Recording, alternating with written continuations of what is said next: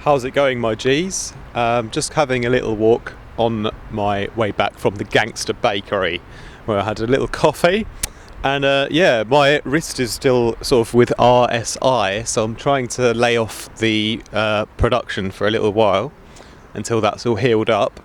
But I still feel an obligation to share some knowledge with you regarding music production, and I've got a few things I wanted to talk about which could help you with regards to composition and sound selection, and also mixing and mastering, and can help you get out of some creative ruts as well, in case you find yourself trapped in one of those vortexes.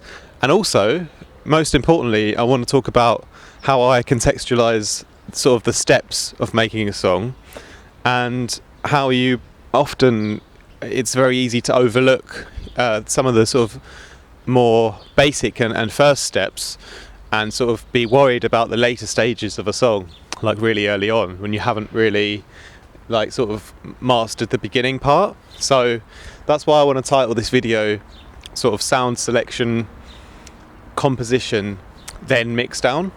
And notice I'm not even talking about mastering here, because I think that's, for me, that's really, really, really like the last 1% of something. And I think people like really, really early on already start thinking about that, when, you could have spent all of your time and energy focusing on like the first 3 steps, which are much more important and much more beneficial. And yeah, I speak quite confidently on this matter because I've just been producing for 10 years and I've made so many mistakes and had to change my philosophy so many times. And I have students who not necessarily always make the exact same mistakes, but go through the exact same hurdles and the exact same problems that I did. So I feel like I can sort of shortcut and save you guys a lot of time by talking about some of these topics in this little video today. And I did think about saving this one for the Patreon Fireteam crew, because I really love to show my support by giving something back to the people who support me the most.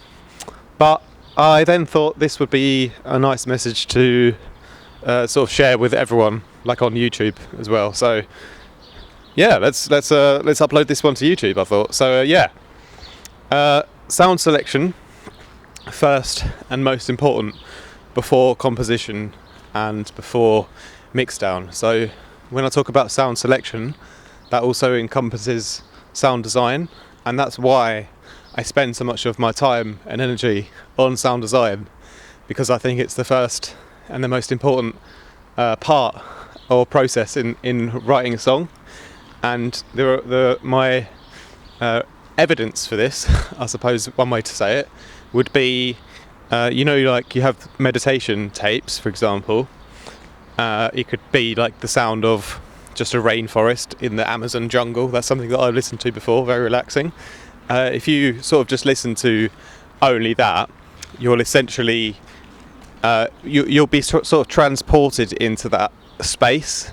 So if you sort of imagine that you're lying down listening to the Amazon jungle sound, you'll actually trick your brain to think that you're there at some point, if you relax and meditate, for long enough and really sort of let loose. I've done it myself. I've actually sort of started falling asleep and imagined that I was actually there. So, and that's just one sort of sound or soundscape. So if one particular, texture or sort of realistic sound can do that already, then that already shows you that that's all that's needed, and that's already enough to, completely immerse a listener. So that's why I place the most emphasis on sound selection and sound design, because even a sound such as, the falling of rain on leaves can already transport your mind into a different place without you having, even like heard a melody or had even a rhythm. That's just a texture.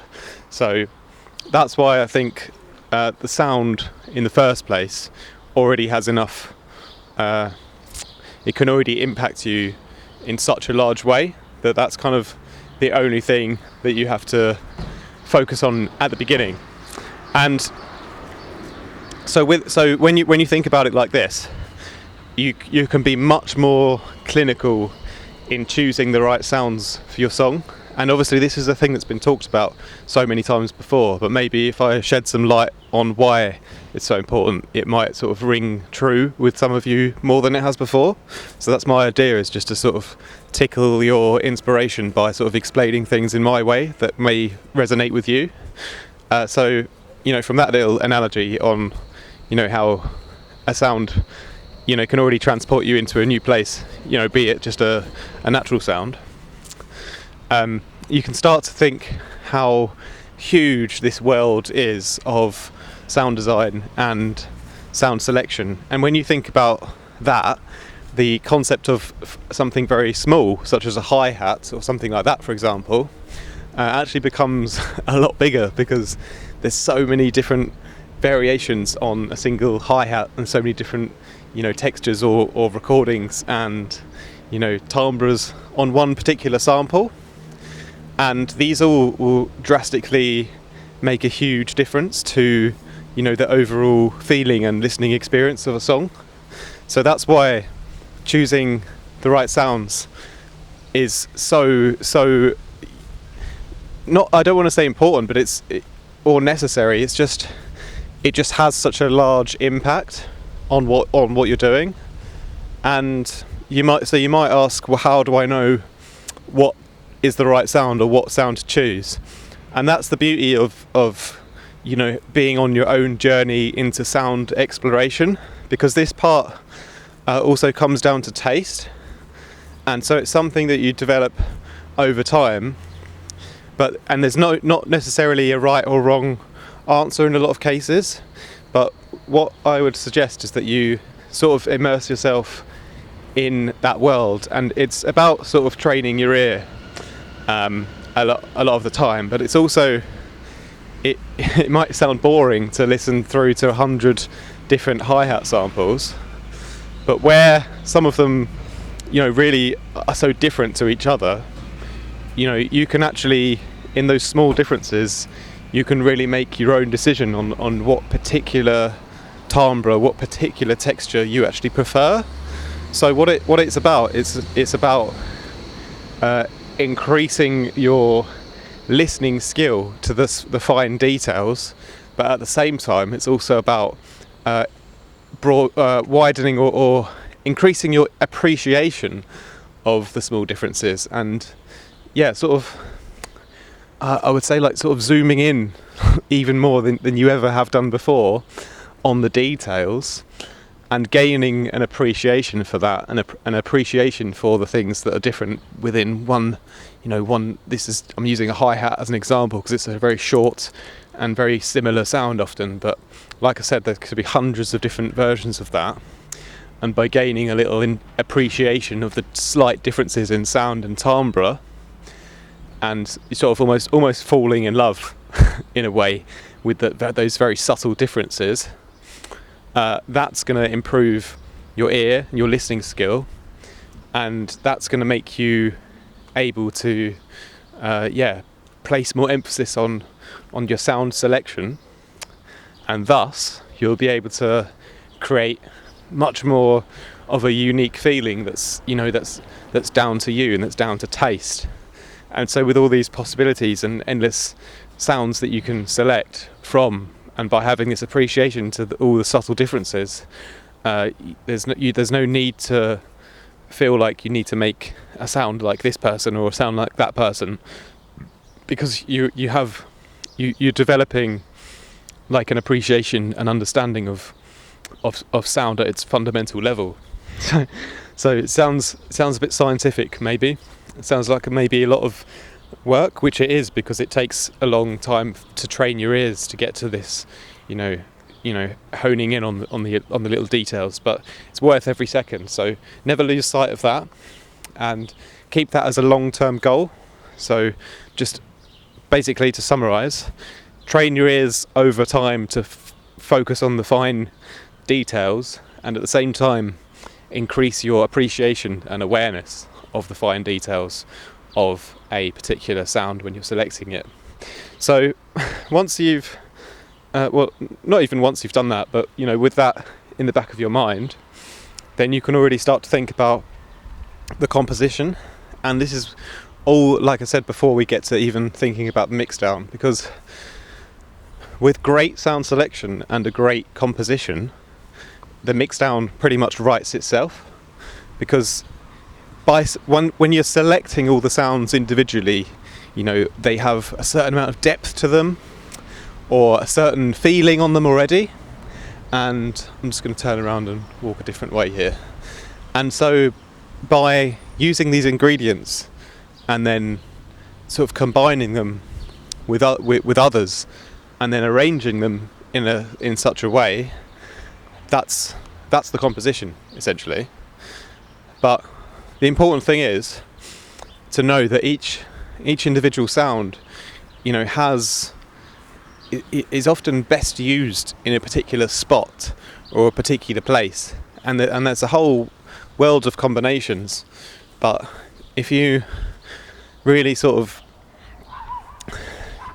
think about film compositions, for example, like John Williams' Star Wars soundtracks, why would he use a sound like a wind chime, which has very high frequency? It fills out the high part of the frequency spectrum and adds a little sort of sense of mystery. That's what that sound does. It creates this sense of mystery. And why would you use a ride cymbal over a hi-hat? A ride cymbal, maybe it has a little bit more of a softness and a bit more of a room sound and a bit more depth on it, and it kind of fits more in the background, as opposed to a hi-hat being hit quite sort of aggressively, which is a lot sharper and a lot drier and a lot sort of more upfront in the mix.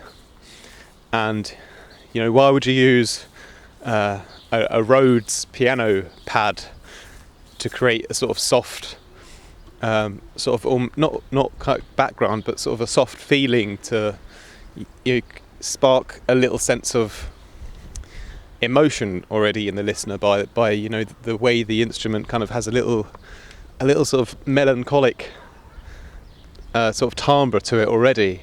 And so just thinking about sort of classic instruments and instruments in the orchestra, or different drum sounds, they all already kind of have their own how can I say best?